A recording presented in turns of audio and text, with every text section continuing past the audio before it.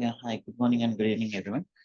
And yeah, so yesterday we started setting up the complete CI/CD, right?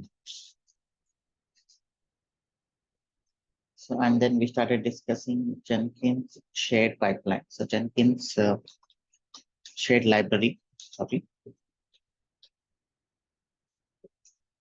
follows try principle. Don't repeat yourself, and then you can implement all best standards in single place and force everyone to follow.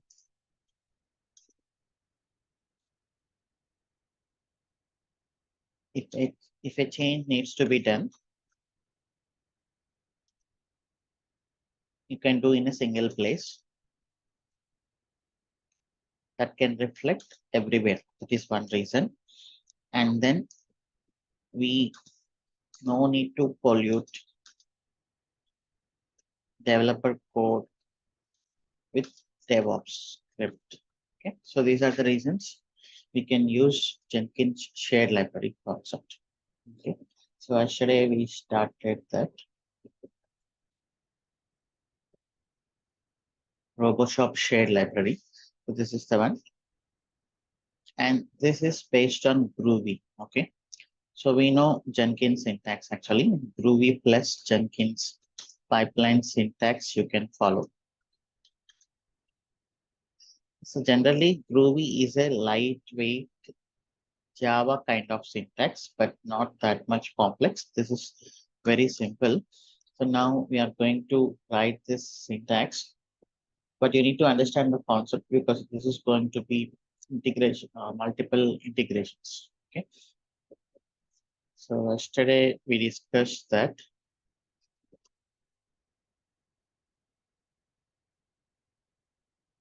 So let us just discuss the concept and then we can do it.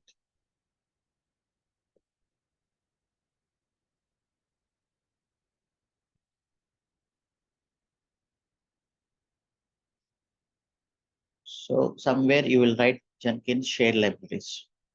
Okay. Shared library. And in your Jenkins pipelines, you can refer this, or you can write, say, Jenkins file. You can just refer this library.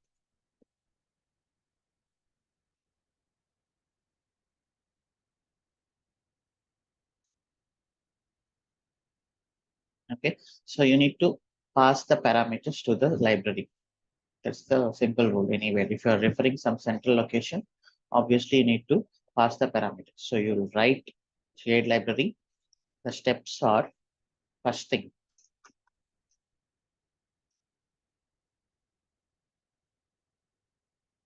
write shared library, and second, configure in Jenkins system, and third, refer in Jenkins file. Okay. So yesterday we have started this, and remember one point, everything in shared library is a function. Okay. We will see that. So I'm writing here one more thing, that is pipeline decision dot groovy. Okay, so dot groovy is the mandatory thing here. Just need to give dollar hash and then exclamatory groovy. Okay, so this is generally simple thing, and then everything is a function here. We will come to that. So let me push this.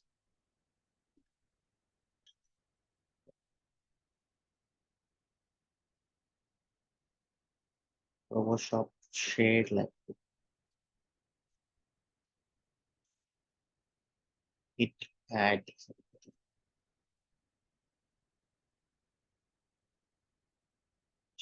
library.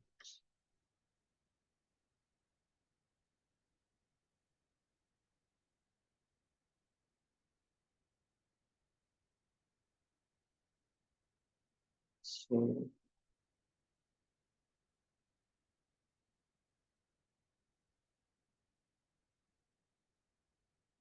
this is the one. Just configure this in our Jenkins. Go to manage Jenkins. There is system configuration here, and there will be global pipeline libraries.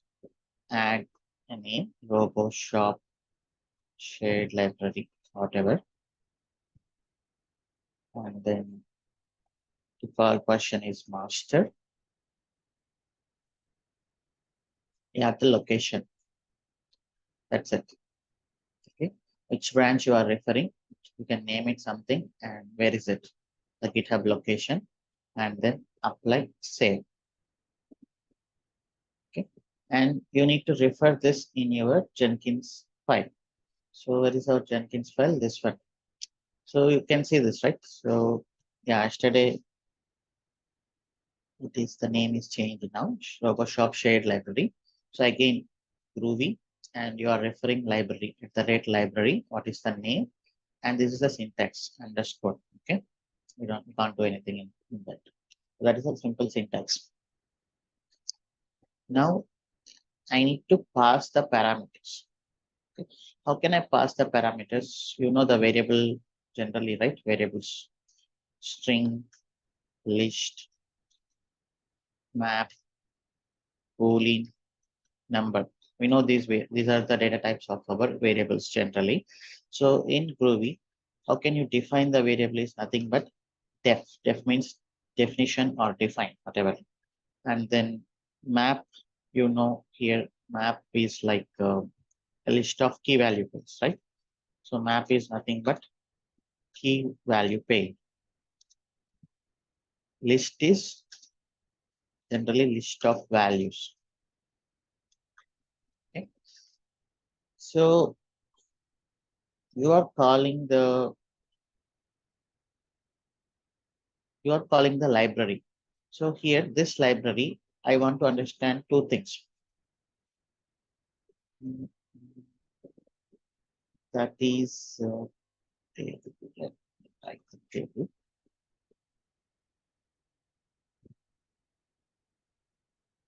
For example, so how our application can behave is, let us see. One is programming language.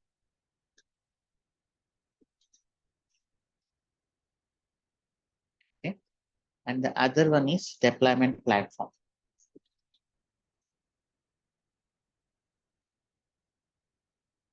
So we have programming language like Node.js, and the deployment platform is VM.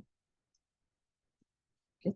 Same Node.js application, the deployment platform can be EKS, Kubernetes. Okay. And one more.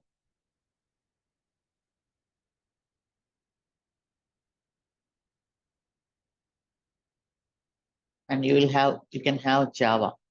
Deployment platform can be VM. But if the deployment platform is changing, our application behavior also will change. Deployment platform can be EKS. So like this. So we will have the pipelines based on the programming language and then based on the platform, right? So I need to tell these libraries, I need to tell library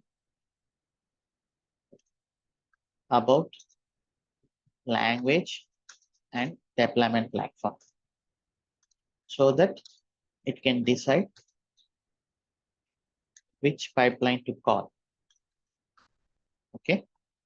So right now we are working on Node.js and then VM.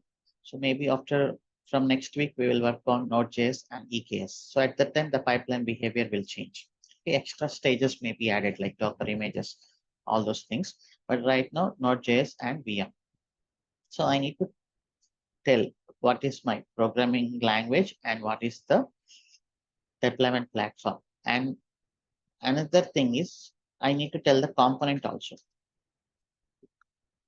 component like cart, catalog, payment, etc. Okay. So why we need all these things, you will understand, because here what I'm doing uh, in Jenkins, here I'm having catalog, right? This is the component. So I want to send this as a parameter. So finally, I want to tell what is the language and deployment platform, and I need to tell what is the component right now I'm working on, so that pipeline can take the decision which one to call in the libraries. Okay. So now here what I do, I will create a map. Okay. So generally let us call it as config map. So def means defining variable, name is config map equal to, and it's going to be a map. Okay. That's why I just named it as config map. So what is your application? My application is Node.js VM based application. Okay, you can name it anything, but the same name should be replicated there. Okay. This is key and this is value. And then what is my component? Component is catalog. So when you define this one, okay, it means the libraries will be downloaded and accessible at runtime as like we developed. Okay, at runtime. This is fine.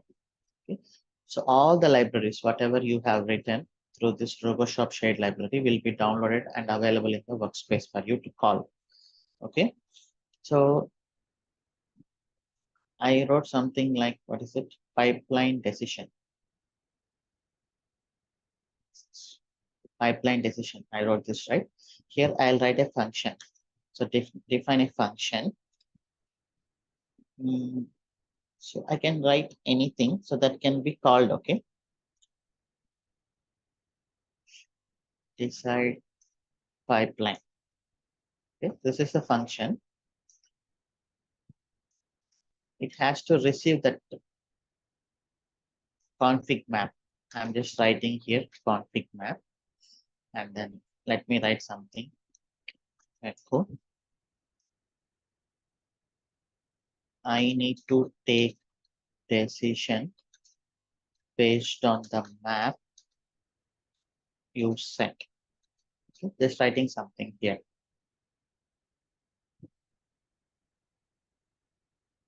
So this is a function.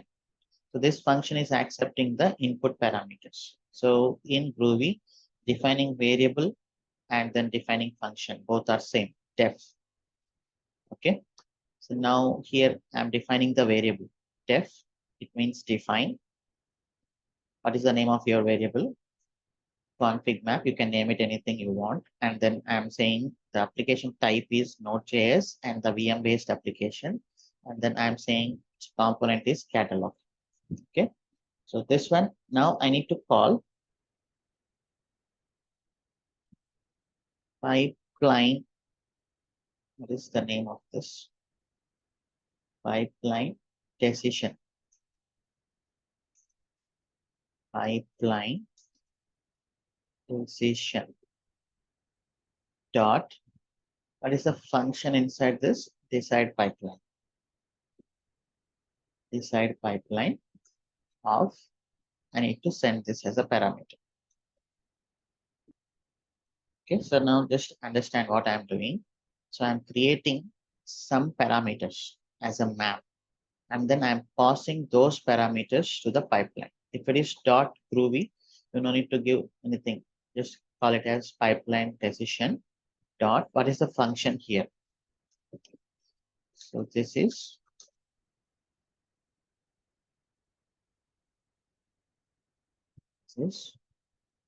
dot groovy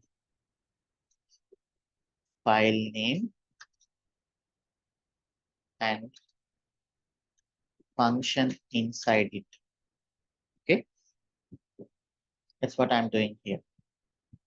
So let us run and then understand whether this will work or not. So I did some changes. I need to push here.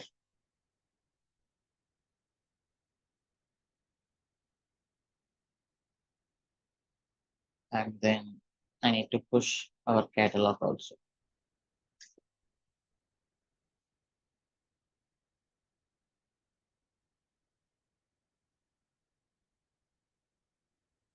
So now let me take our catalog.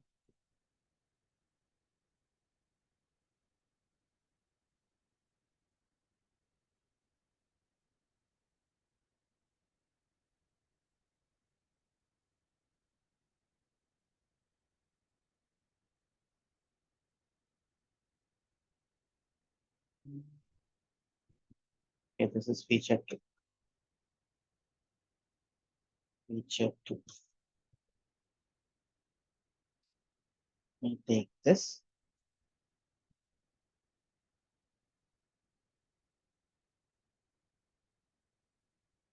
And here inside this, creating new item. This is catalog, multi-branch pipeline, and then Git. This is Git repository, and that is through Jenkins file. That's it.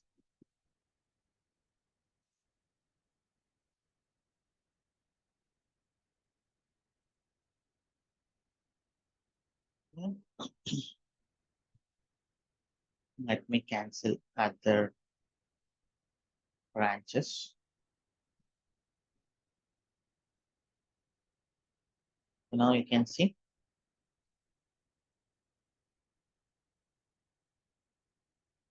what is happening. It is running. So understand the flow.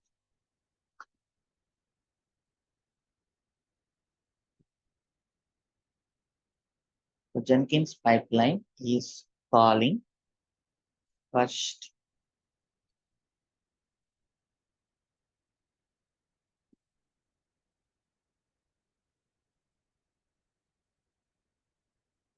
pipeline decision.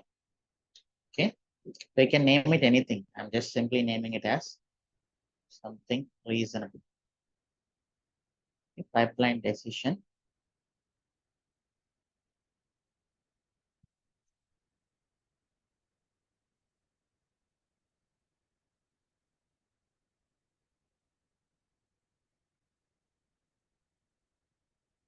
So here you need to understand what should be called. Now what I'm going to do, I'm going to write inside pipeline decision.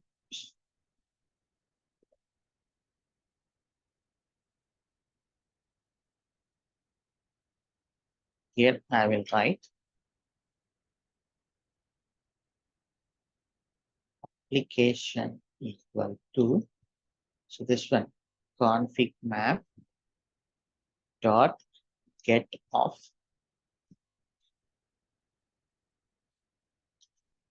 What is the application we set here? That is Node.js VM. Okay, and then here let a simple syntax, that is switch case. Switch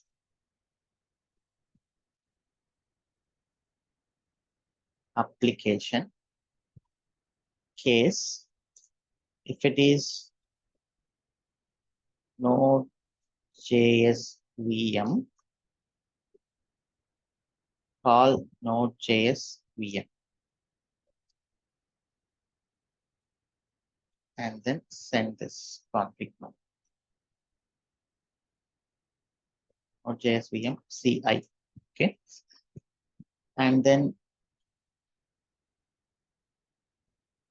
break the case. So switch case is just like a if and then if else condition. If it is Java VM, call Java VM CI of config map. Okay, I'm just controlling from here.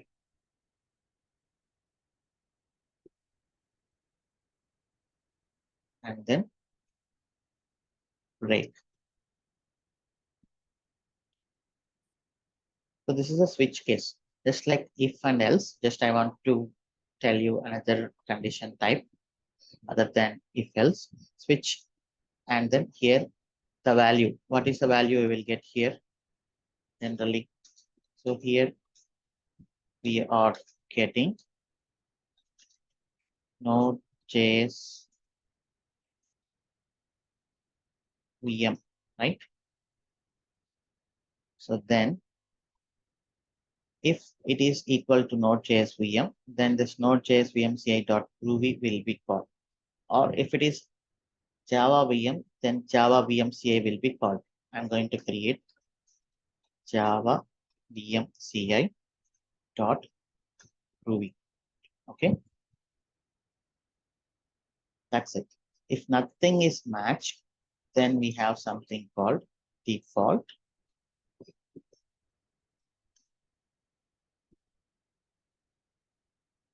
error unrecognized application, and then break. So you need to break it everywhere. Okay, default. So that's it. This is just like if else. Okay, don't worry too much about that.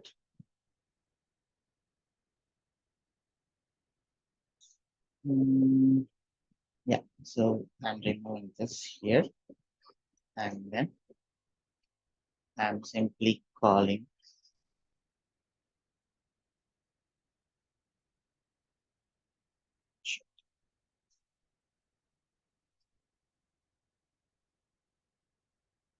application is Node.js and VM test. Okay, I'm just testing whether this will work or not. Okay. Photoshop shared library push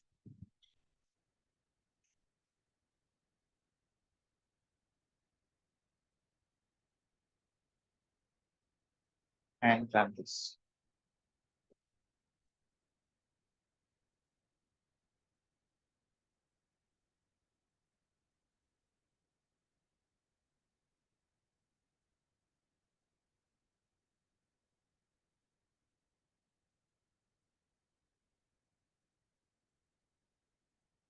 Some syntax wrong here. This is the syntax. Okay.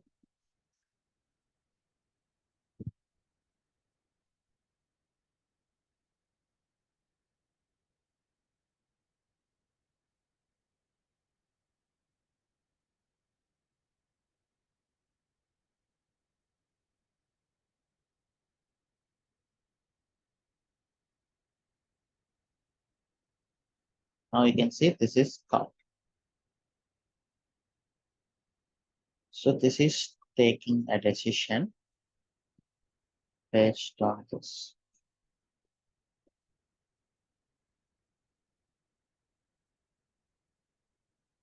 It is Node.js VM.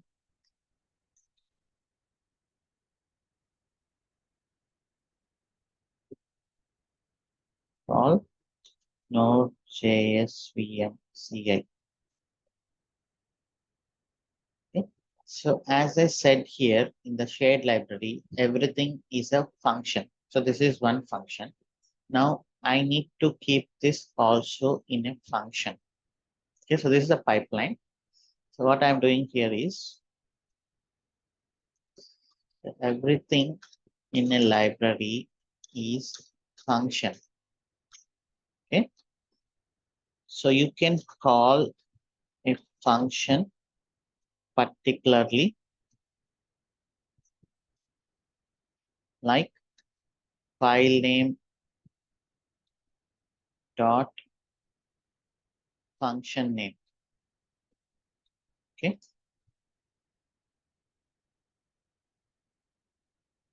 there is a special case if you have a function called function with the name call, then no need to specially mention function name. Okay. The general way is file name dot function name. So that's what I'm calling here. If you just see the Jenkins file here, so this is the file name dot function name. But this pipeline, so this pipeline is going to be inside the function. Obviously, as I said, everything is a function. Now, what I can do here is if I give definition call and then like this map config map, and then here I'm going to keep this entire pipeline in a function that is nothing but call function, right? This is our pipeline, you know that. I'm going to keep this inside a function called call. Why I'm keeping this call? Because here you can directly give Node.js VM of Node.js VM CI of config map. You can give dot call, okay? Or else, as I said, by default, if you have a function with the name call, then automatically that will be called. So here, it's a def call map of config map echo. So this will run if application is Java and VM. Okay. So now here, what I will write.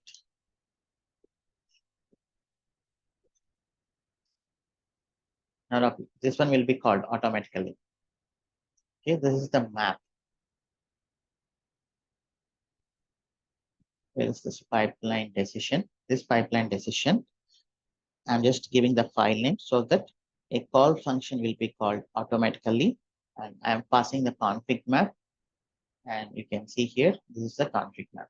Now inside this, I have the component, right? That's what I said, component and then application type. So now I no need of this parameters. Okay, so here what I can do, I can write a simple syntax to get the config map.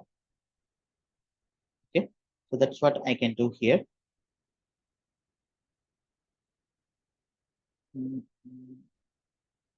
Again, the same syntax, def and then def and then component that equal to config map dot get of component. Okay, this is map. I'm getting the value by passing the key. Map name dot get of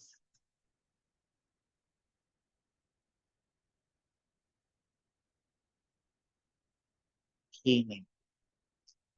Right, this is the general syntax till now we have followed.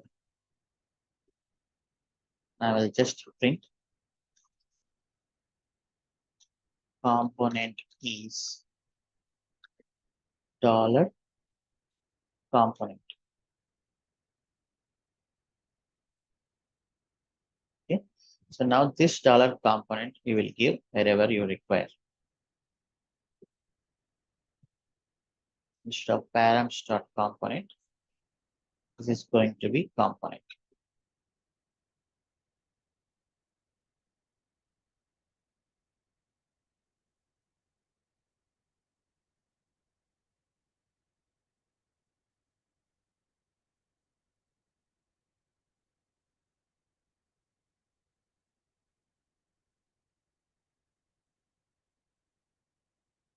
Okay, so now this is called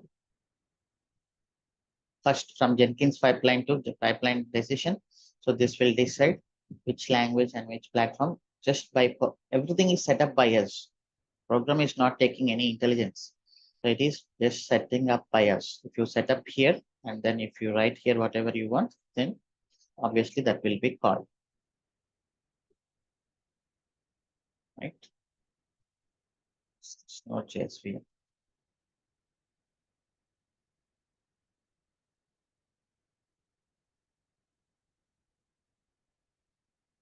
Yeah, so that's it. Now let us push.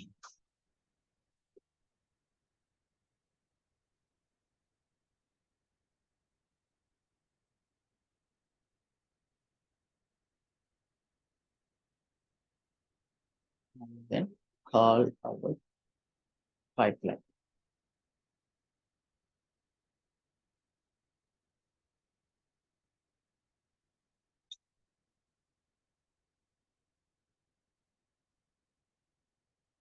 You can see this is running.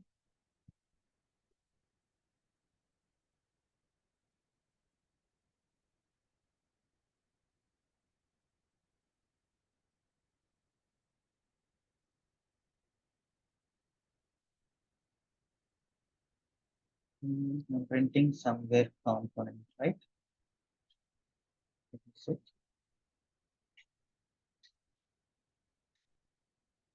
Yeah, component is catalog.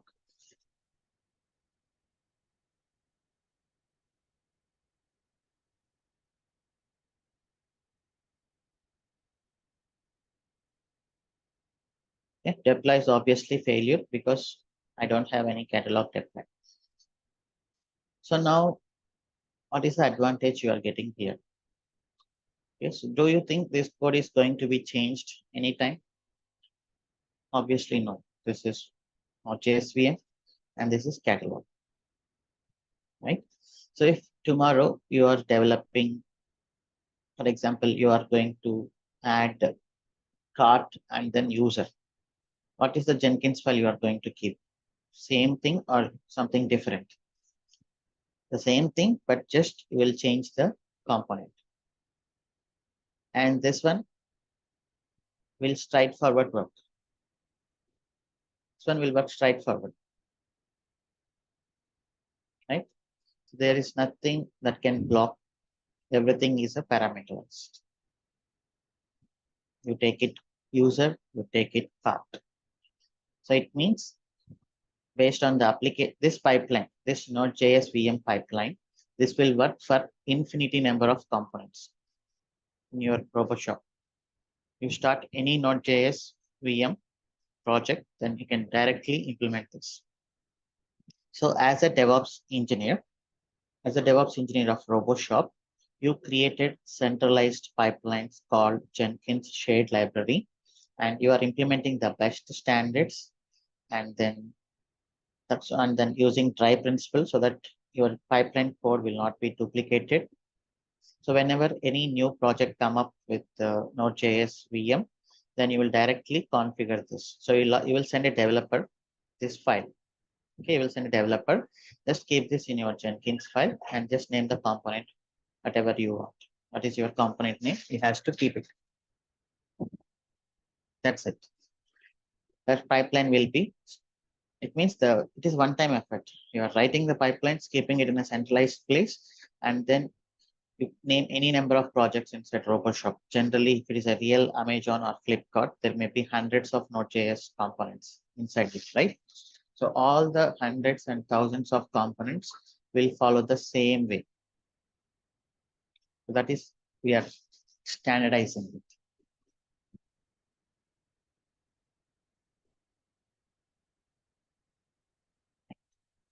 So yeah, so you can control here. So what I want to control here is,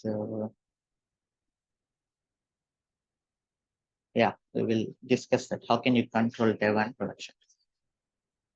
So now till that, is it clear? Any doubts here? We can take few minutes and discuss questions on this. Yes, Santosh Avla.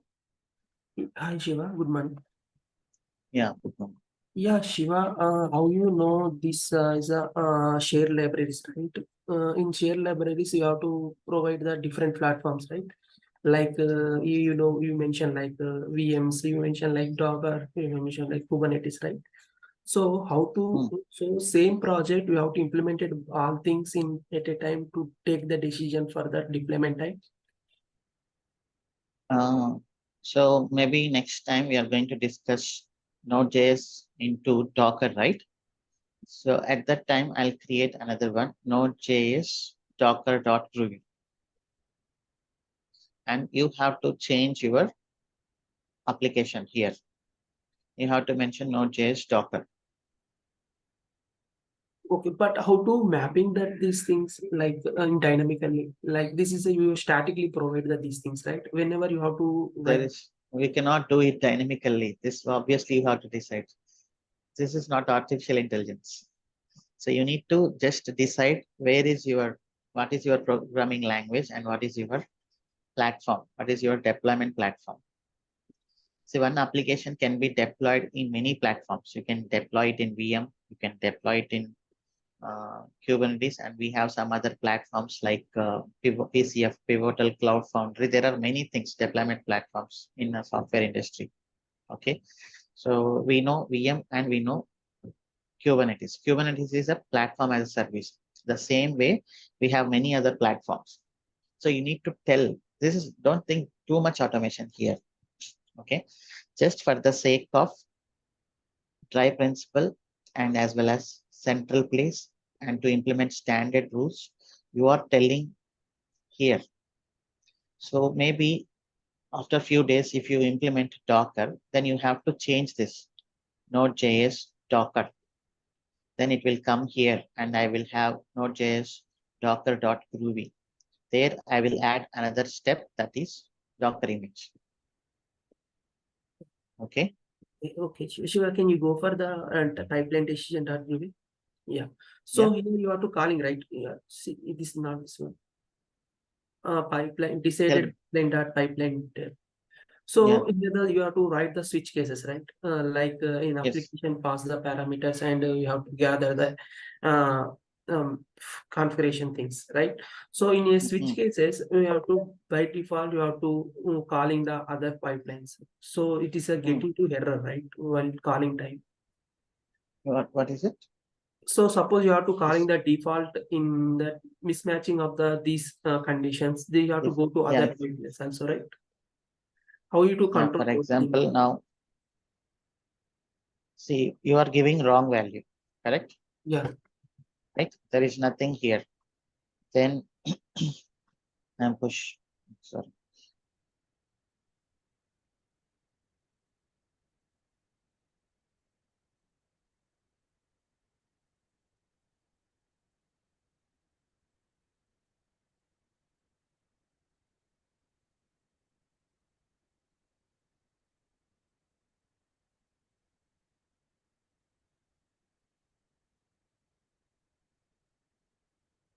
Unrecognized application. See, you're maybe you're thinking, so why I'm keeping it static. So okay, maybe you are in too much automation mode. Okay. Okay, that is like artificial intelligence. You need to tell what your application, right? So what are we sending here while implementing the VPC? Why I'm hard coding this? Do you think this is hard code? Without this, how can it work, Yeah. Yeah. Correct. right? Yeah. So Thank you, yeah, Shiva. don't go into too much automation like intelligence mode. So this one, you need to tell what is your type of application.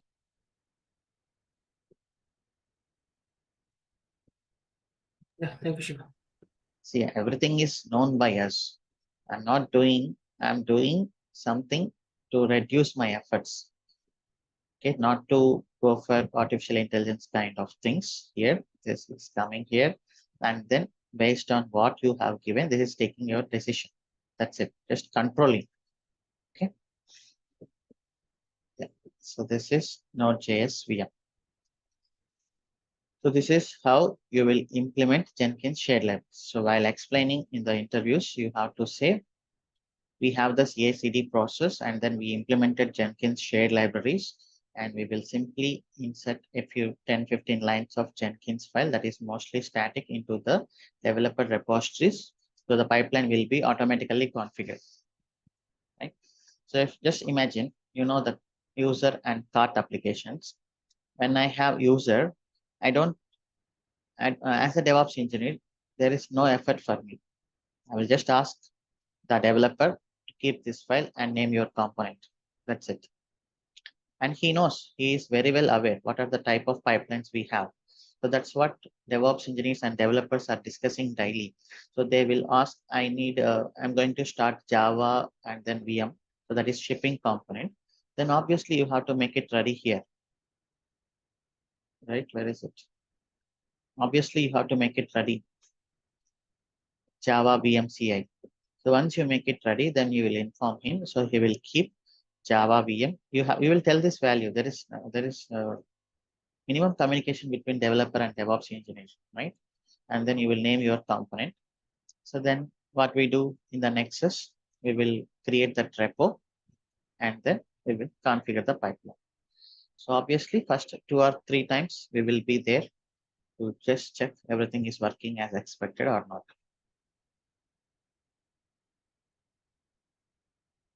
Okay. Thank you.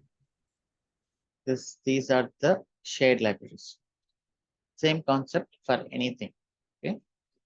Just practice one thing. We cannot spend too much time on VM deployments because VM deployments is already legacy. We need to spend more time on the containers and then Kubernetes. But the procedure is almost same. Only only one extra stage will come up. That is Docker image. And then yeah. So now we completed dev almost, right? Now we need to think on production. Just imagine this is a new project. Okay? New project.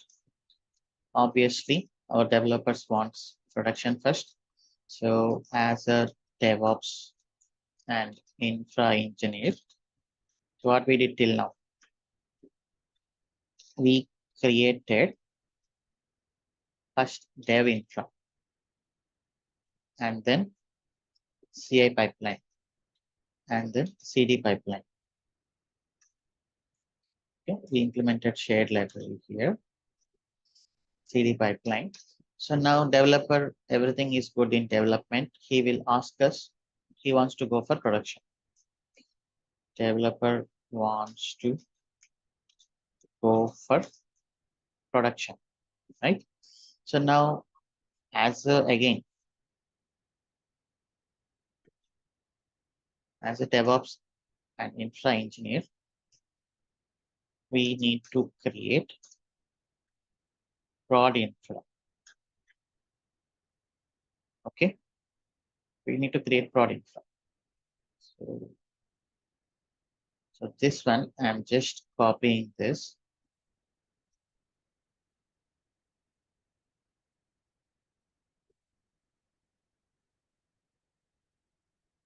Okay.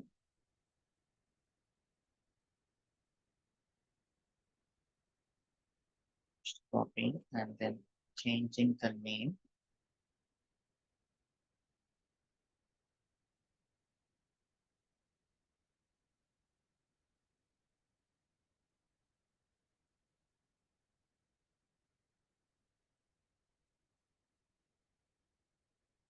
Prod.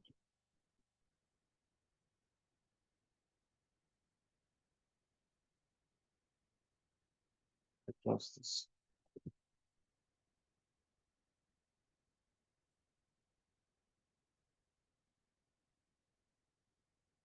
Okay. I will open again.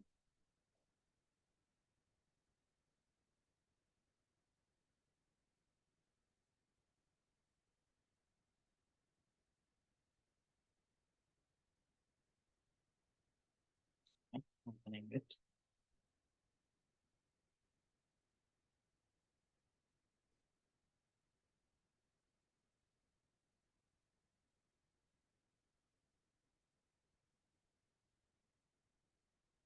Okay, I just made it as prod. So you can configure this one also, infrastructure also, into your Jenkins pipeline. Whatever we are doing the deployment process, Terraform init, Terraform plan, Terraform apply, you can do it. Okay. But this is mostly one-time effort. That's what I'm doing from here, directly from my workspace.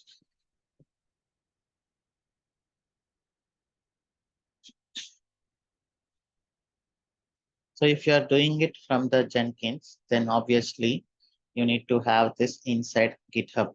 Okay. If you do it from Jenkins, you must have this source in GitHub. And you know that already, how to keep it inside GitHub. So now I'm going to create production, mostly very less efforts. Here in the environment, I'm going to keep it broad. And so I already have this per dev. I'm going to make it as 10.0 to 10.1.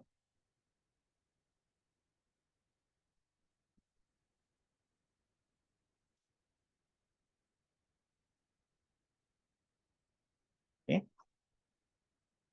Dev CITR is 10.0.0.0/16. Production is 10.1. Okay, because if you need some pairing, maybe for short time, like sometimes we need to copy the production data into development for testing. So at that time, we will go for pairing. So if you are going for pairing, your CIDR should not be overlapped. That is the condition we already discussed, right? This is the provider. I'm going to keep it as VPC prod, and parameters. Everything is dynamically taken, and main, there is nothing hard coded as dev, and data. Yeah. So now I will go and run this Terraform init. Okay, make sure you have to give different key.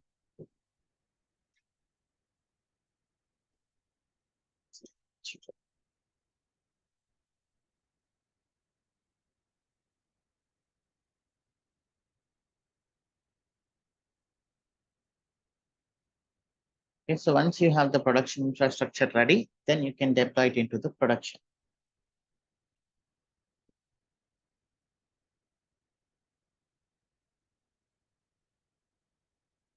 Okay, I'm going to do those changes here. Inside firewalls, I will keep prod. I will keep prod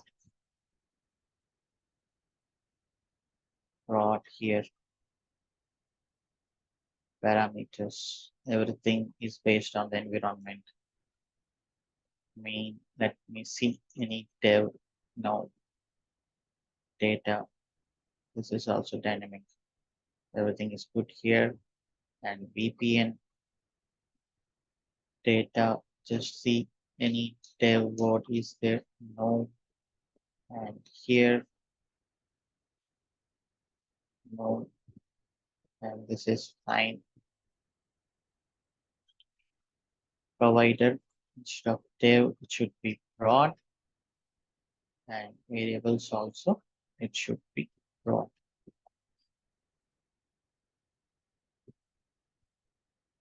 Okay, I'm not changing anything, just changing from dev to prod. You know other way also, that is keeping the same code but changing the backend configuration and then terraform.tf vars. Okay, we will also use that as part of application, and mongodb.sh. So here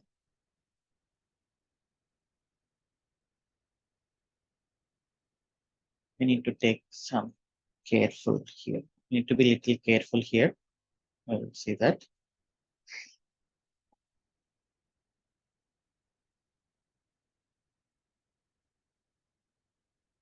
MongoDB record name. Yeah, so this one, what I'm doing here, I'm pulling this and then calling the component and main.app. Let's go here once.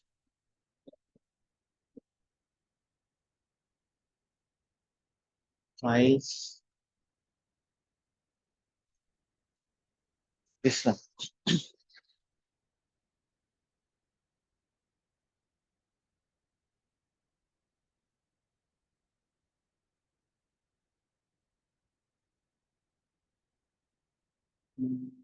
If this is not into the picture, MongoDB, right? Not catalog. MongoDB. This is okay. This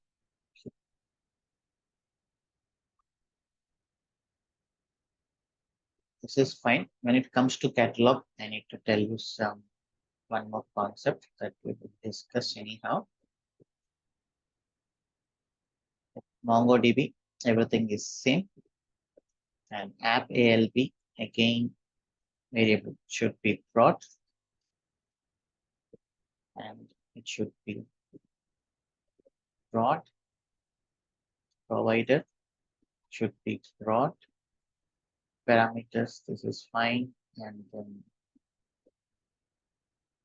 this is also fine. Everything is dynamic here. Okay.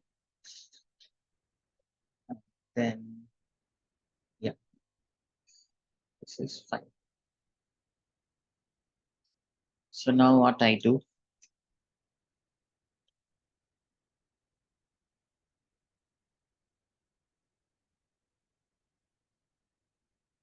everywhere provider is changed.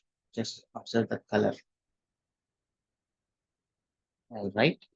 For I in now same 01 VPC 01.1 firewalls 02 VPN 03 MongoDB 04 app ALB CD dollar I Terraform init reconfigure Terraform apply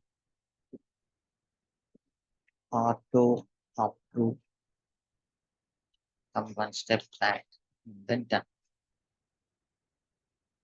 Okay. So no spelling mistakes, I think. Oh yeah, so there is one more suggestion from the chat. Nani Nikhil, thank you. So in the VPN,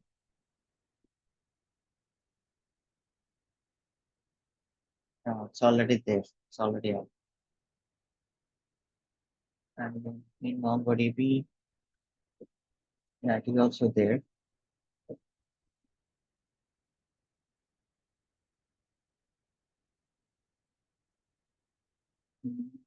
Yeah, that's all. Now let me run this.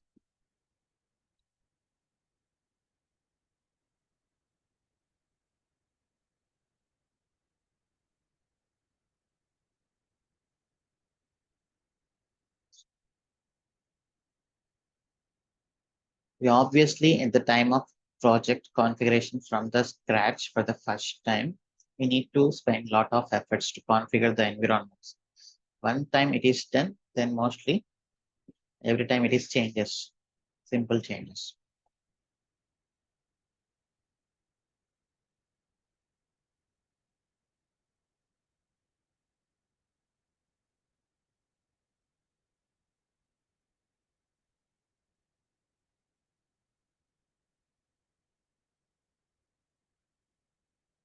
So let us take 5 minutes break. We'll come back at 8:07. By the time, let us see this infra will go.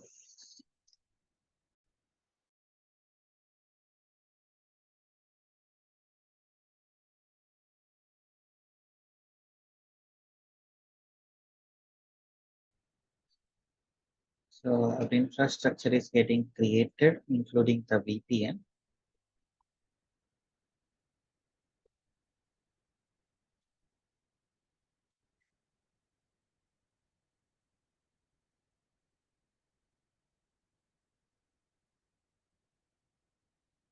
So here I need to tell you few more things. This may be a little, so I need to focus more to understand this.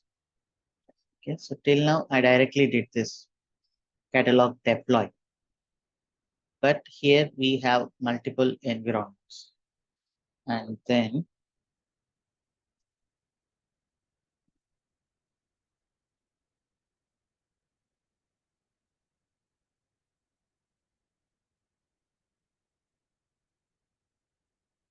this pipeline decision.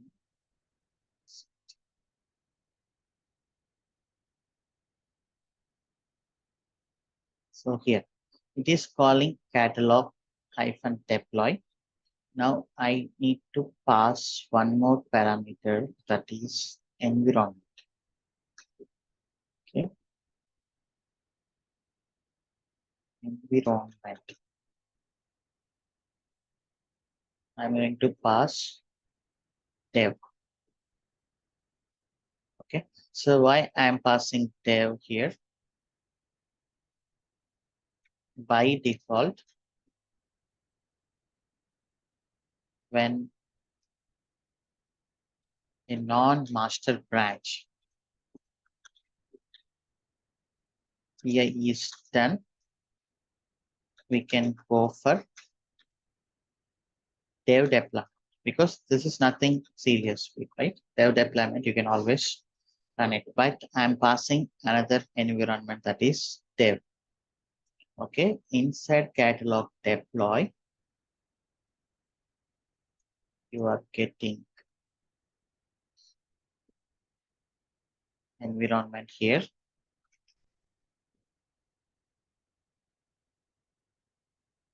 Default value is generally dev, which environment to deploy.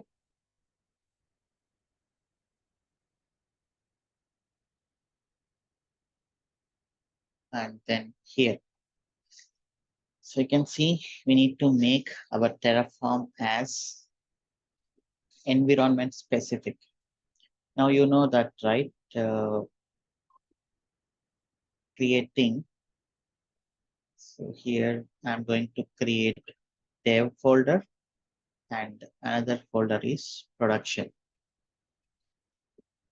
So you know that dev backend.tf and dev.tf that dev.tf vars, you know that everything. Right? So what I'm going to do here is, where is it actually, where we practiced it?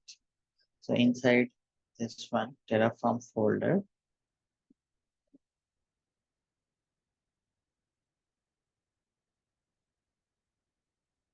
you can see here.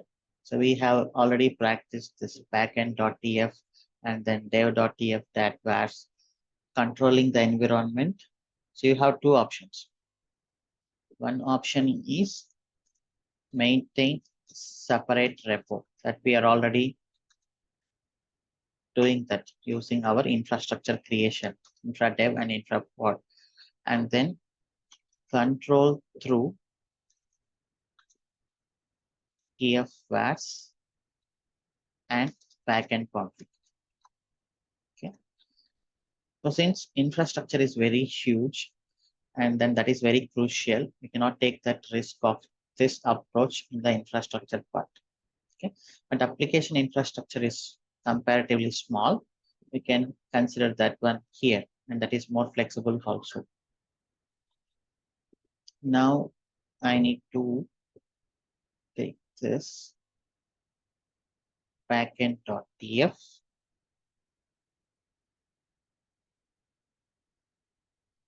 backend.tf, and what is it? Or backend.tf is RoboShop key, RoboShop remote state and RoboShop locking. This is the key. catalog dev. And then terraform.tf_vars, or you can name it anything like dev.tf_vars also, based on the environment. And these are the variables, right? So I'm just going to keep this one, environment. I need to, by default, it is dev. And here, I'm going to do this. Project name equal to RoboShop.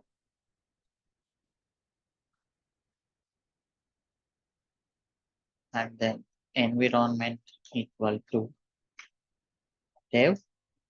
And then we have some variable that is common tags. Common tags equal to this one.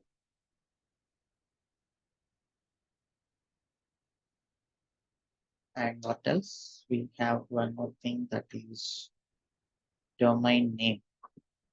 This is always the same, join DevOps.online. So app version. Anyhow, we are going to replace this using command line variable. Backend and then dev.tf-vars. Now here, when it comes to the deployment, we have an extra parameter that is environment. So here, what should we do?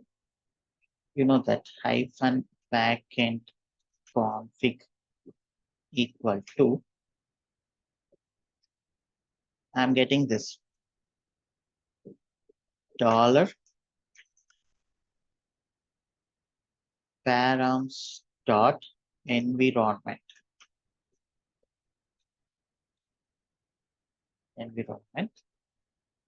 Okay, slash backend dot df.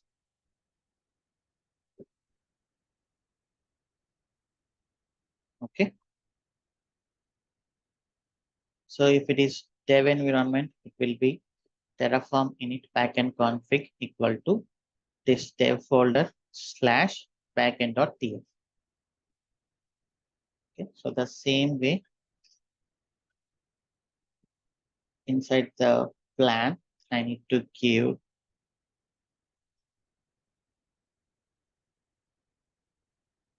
hyphen var file equal to this one params.environment slash params.environment.tf_vars. So this dev.tf_vars will be considered.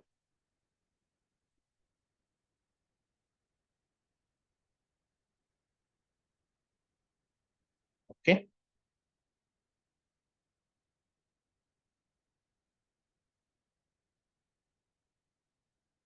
And then approval also the same thing.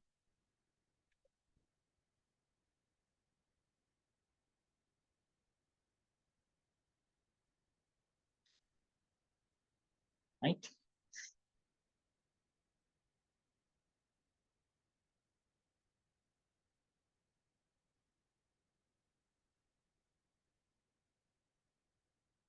And this one here, Ansible playbooks. Just understand this.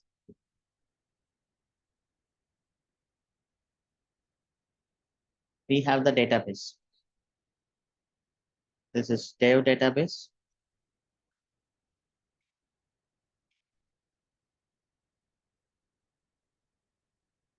And then this is production database.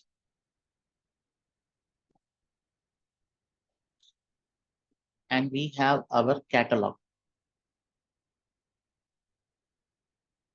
Catalog dev.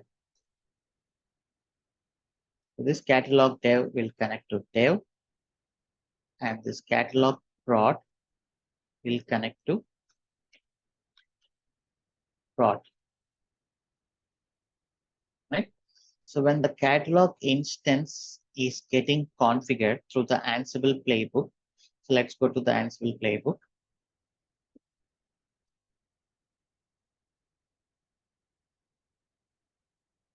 What I did here. So this is hardcode. Can this work for production? Can someone please comment in the chat? Can this work for production? No, because I hard coded this. So that is what we have. One is application, our catalog application. So do you think our application code is different for different environment? Application code. The developer is writing different code for different environments. Can someone please type in the chat? No. So the code is always same. Whatever the code you are writing, that should work for both dev and production environment. The only thing is configuration, right? So you will have different configuration.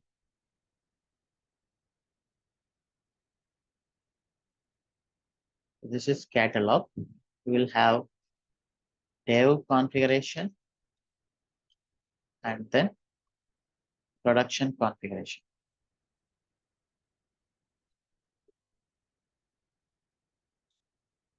Okay, when you are deploying the catalog application to dev environment, you will refer dev configuration. When you are deploying catalog to production environment, you will refer production configuration. So this is what the crucial questions if they ask sometimes in interview. Okay, how will you manage the configuration for your application? Because the code is always the same. How will you manage development configuration? How will you manage production configuration? So that is what we have SSM parameters stored. So if you just check here,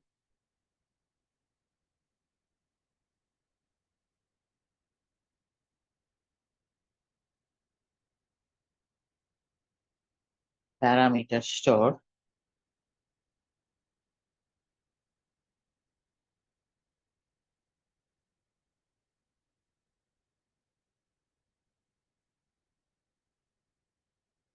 why I am keeping this as dev and then slash prod? Because you are maintaining different configuration for different environments. If you have another environment like QA and UAT, so generally you will keep slash RoboShop slash UAT slash RoboShop slash QA, right? So now I'm working on dev configuration here. I'm working on development. So I need to tell Ansible to fetch development related Mongo URL. Okay. How can Ansible fetch that? So that is through SSM parameter. Okay. So now what should be our MongoDB dev URL? Slash RoboShop slash dev slash MongoDB URL. Okay. So this should be like this for dev environment. And then for production, this should be like this, right? So this one is going to be changed. If it is dev, it is MongoDB -dev. If it is production, that is going to be MongoDB -production. Okay. So you remember we discussed something on templates, Ansible templates.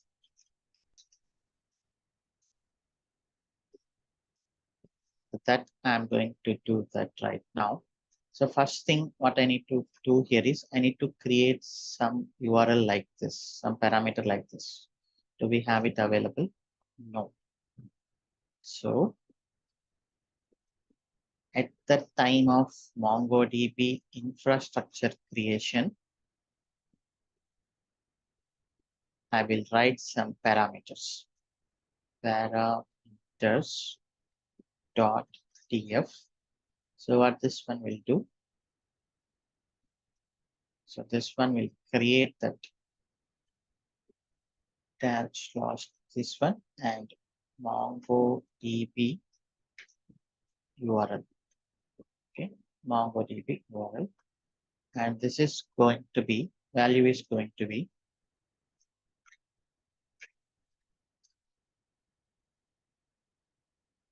MongoDB record name dot environment dot zone name. Okay, focus here.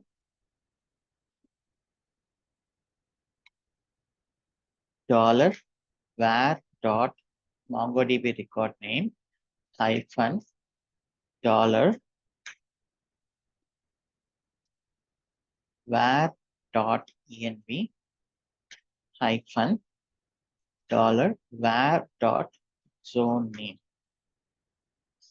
Okay, so MongoDB hyphen dev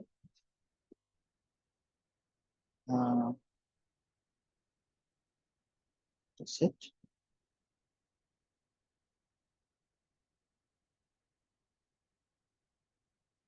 This part with this. See, rows catalog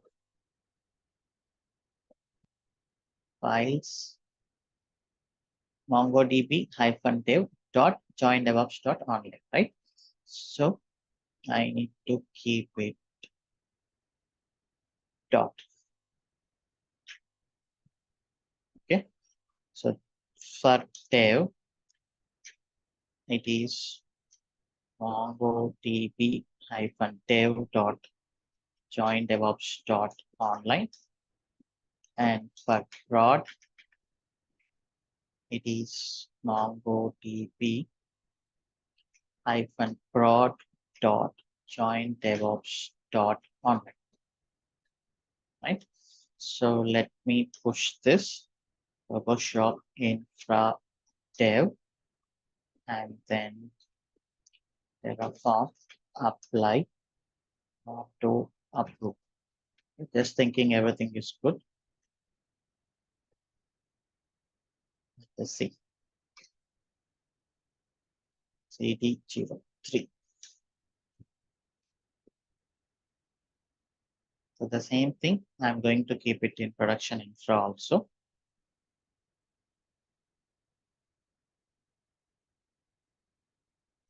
Parameters dot df.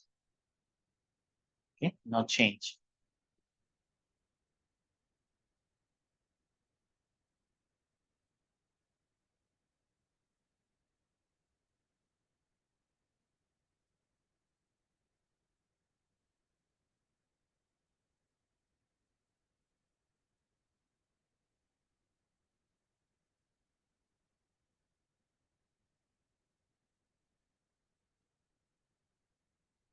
Okay, this completed.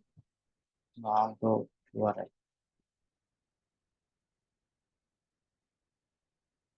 Okay, MongoDB URL we have MongoDB hyphen dev dot join DevOps dot online. So now at the time of provisioning the catalog instance, our Ansible will create the instance, and this one, somehow this one should be dynamic. So that is what it is going to be, Ansible templates. Okay. Now here the concept of IAM comes into picture. IAM. That is identity access management. Okay. So for today, we don't have much time. I'm going to tell you briefly, and from Monday, we will discuss more. So generally, this is not an AWS concept. This is a universal concept, identity access management. So, everywhere it is authentication and authorization, right? So when we are going to our offices, anybody can access main door of the company, like maybe TCS or HCL. But can you access other project blocks, like other project areas, or only you can access your project area? So authentication is nothing but prove you are company employee.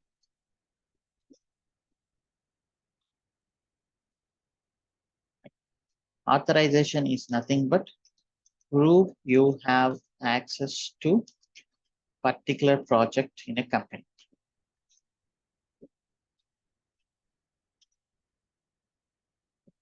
If you are just a company employee, you can access any common areas. Okay, but you cannot access private areas like RoboShop. We are working for RoboShop project. You cannot access Amazon project, right? Amazon project door you cannot access. That is what the authorization. So the objects here to prove your authentication and authorization is user. So generally you will have username and password, or username and token, or username and this one access card, right? That is the user. Role. What is your role? Employee or lead or manager or MD, managing director, or CTO or CEO. So based on the role in your company, your access will change, right? If you are a CEO of the company, you will have access to many places, almost everywhere in the company. If you are a normal employee, you may only have access only particular to your project. And then permissions. So we have to define, just you are a CEO, you cannot get the access directly. So that is what we will mention here through the permissions. That permissions will comes into picture. If it is employee, we need to define everything. This is not artificial intelligence, right? What are the permissions? So there will be a separate IAM team generally in not only AWS, any technology. And if you are a team lead, what are the permissions? We need to define this in a system. Yeah, this concept is same for everything, not only AWS. And if you are a CEO, we need to define what are the permissions you have. Okay. So you have role and you have permission. Now, for example, I join a company. Sivakumar joined a company. So what everybody will do, I mean, any IAM team will do. So they will create user Sivakumar in the system and assign a employee role, right? So now Sivakumar is an employee here. Maybe after 2 years, I got promoted as a team lead. Now what they have to do? Remove employee role and add lead role. So that's how my access is elevated, right? And this role have permissions already defined. So now I will get the lead role access directly. So this is the general concept of authentication and authorization. Okay. So the same way we follow in AWS also. You go to IAM here. We have created Terraform user, everything.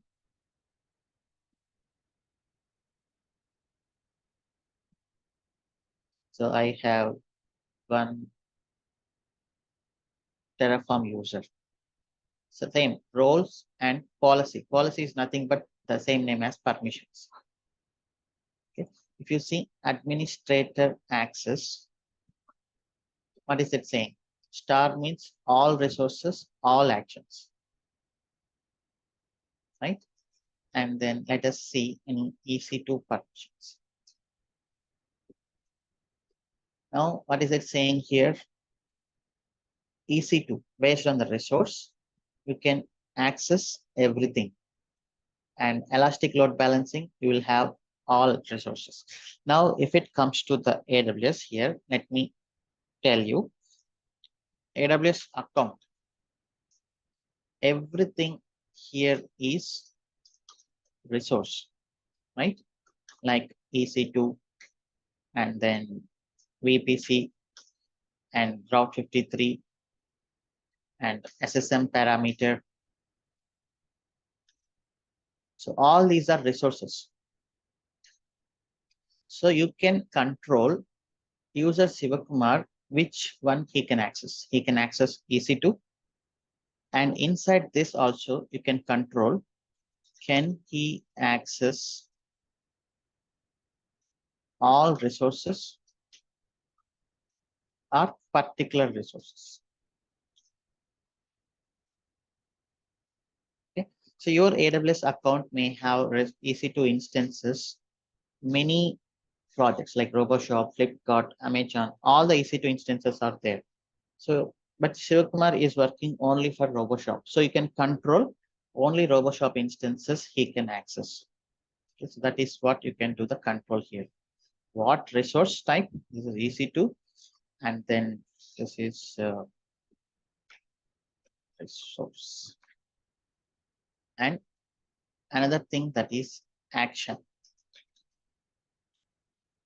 Do you give a permission to a fresher to delete access of the EC2 instance? Can you give the permission for fresher to delete the instance access?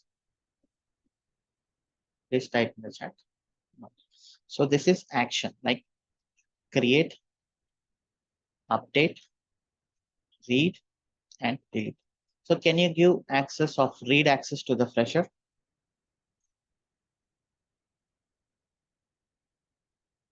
Yes, right?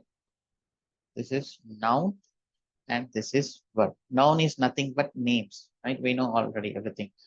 So Sivakumar is noun, and then work is nothing but walking and then running. Those are comes under actions or verbs. Okay, so the same concept everywhere in every system. While defining the permissions, okay, you can create which resource type. This is easy to type. Can he access particular resource or all resources? And then can he, what are the actions he can do? That's what here it is mentioned. Action, easy to all action. And then elastic load balancing on the resources. This is the action. And then here all resources, the action is CloudWatch. You can see I am, the action is create service link role. You are giving access of I am, but he can only do this one. Now, if you say this read only access, we will discuss more, don't worry. What I'm doing here, EC2 colon describe. What is describe? Is it read or any update or delete? Describe is nothing. It is coming under read or update delete. Describing is always read access. So that's what he only has read access. Okay, and you can see describe everywhere. List is also read. Getting is also read. Describe is also read. Okay, so that is how you can manage, you can control the access based on the resource and then based on the action. But here there is another concept that is roles. We have one EC2 instance. So this is EC2. And we have VPC, we have S3, we have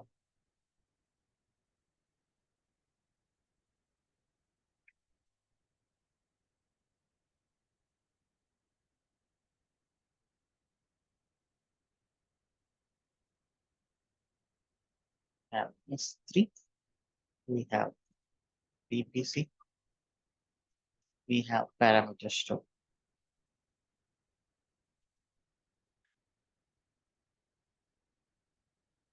So user is human. Shivakumar is human. And this resources. So EC2 wants to access S3. What are the items in S3? And then EC2 wants to access VPC. EC2 wants to access parameter store. So not only humans, here the resources also, one resource wants to access another resource, right? So if you give admin access to EC2, what is the danger we can see?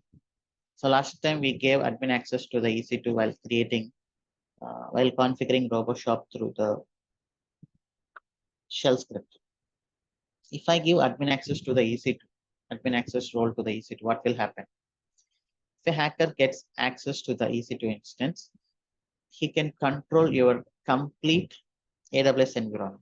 From this instance, okay, he can create any number of instances, any number of services. He can go to any region. He can do everything if you give admin access to the EC2.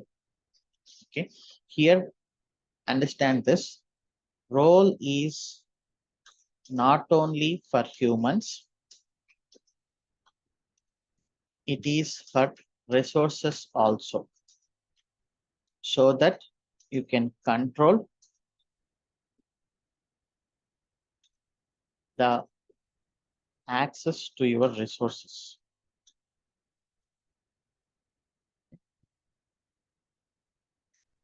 So now our EC2 instance catalog,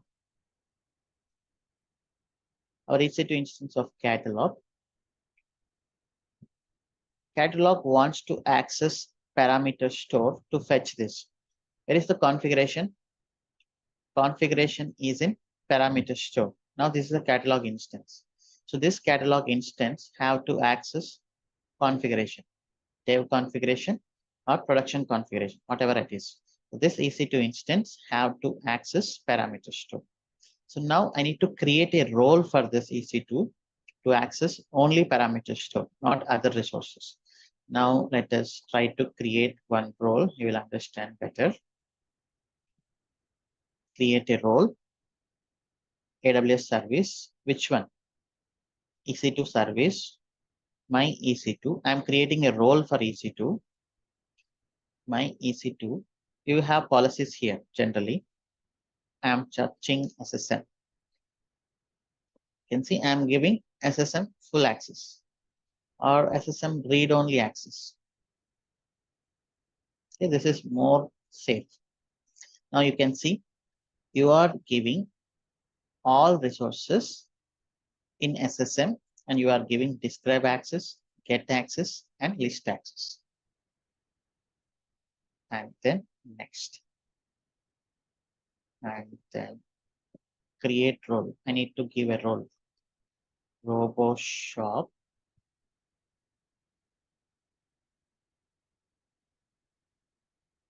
EC2 role SSM. You can name it anything. Allow EC2 instances to call SSM parameter store. Yeah. And this is the policy. Now created a role, creating a role.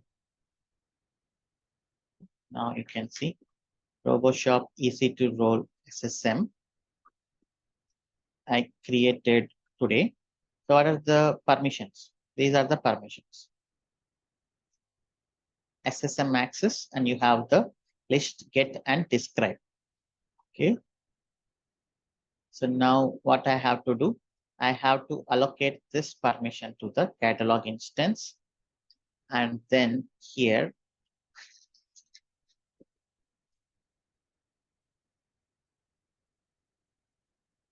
Ansible lookup SSM parameter. Okay.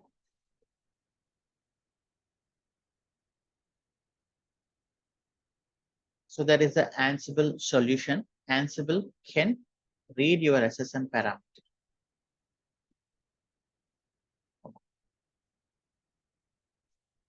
So check here, you can see you can give Ansible like this. Look up, okay, amazon.aws.aws_ssm, and then what is your parameter name? Okay, so this is your parameter name. This is SSM parameter, and what is your parameter name and which region you are in. So now what I'm going to do here is I'm going to replace this as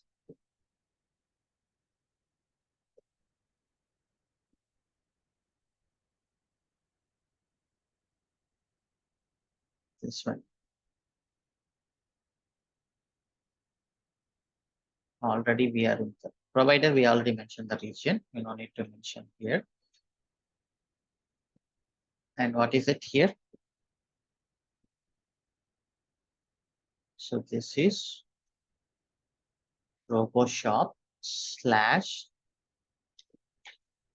environment slash MongoDB URL. Okay, because only environment is going to be dynamic.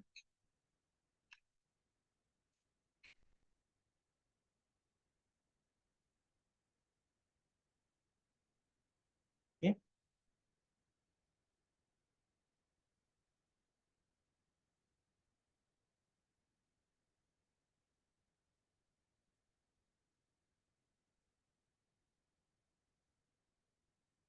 MongoDB / here.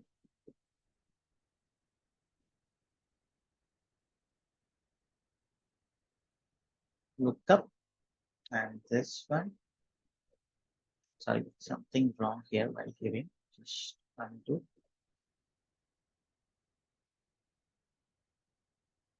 So now instead of this one, I want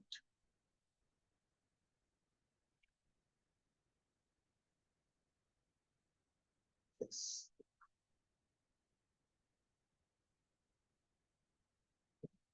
This is going to be /RoboShop / environment / MongoDB URL. Okay, that's it. So now what will happen?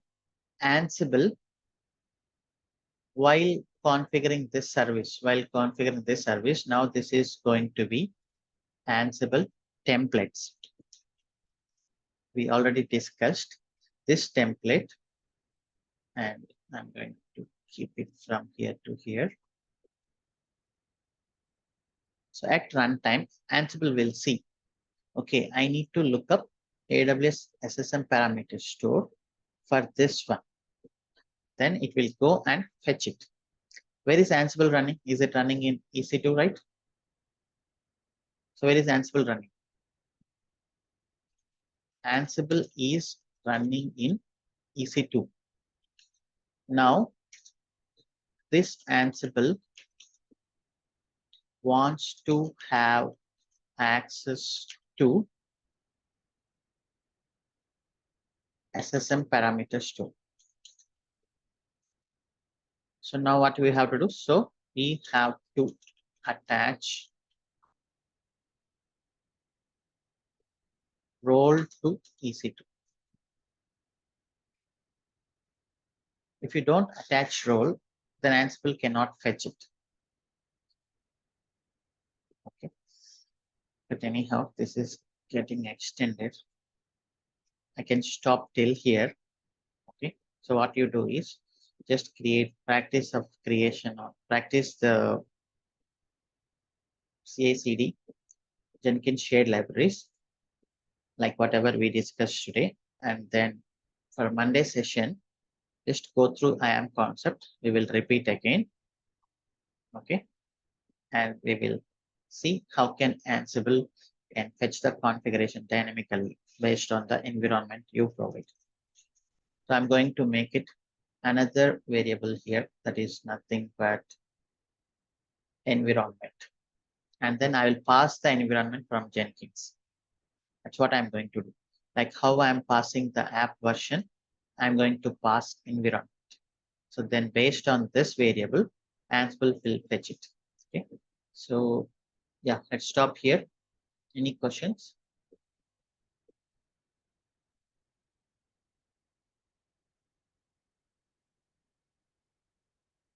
Any questions? Please raise your hand.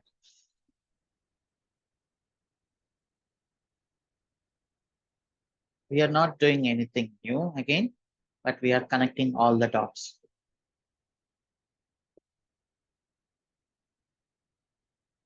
Any questions? At least one or two, because we are reaching the final stage of CI/CD,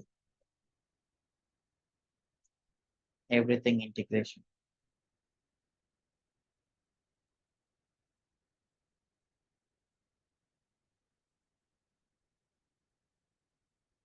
So if the interview is in depth, definitely you will face this question. How can you keep configuration for multiple environments?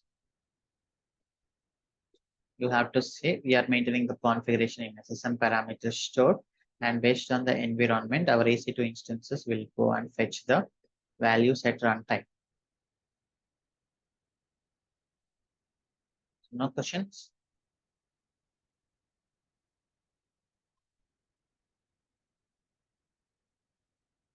So we are just going to, if you are able to complete this in this weekend, you can just give the role to the answer EC2 instance, but that should be through the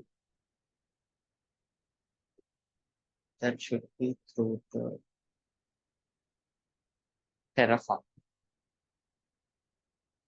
Okay, so you have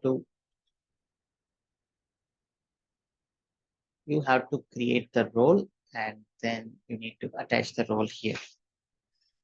So that one, how we can do is, while creation of this one, PogoShop infra, here create a role for EC2, and then here also create a role for EC2. I need to add this role inside our infrastructure. Okay.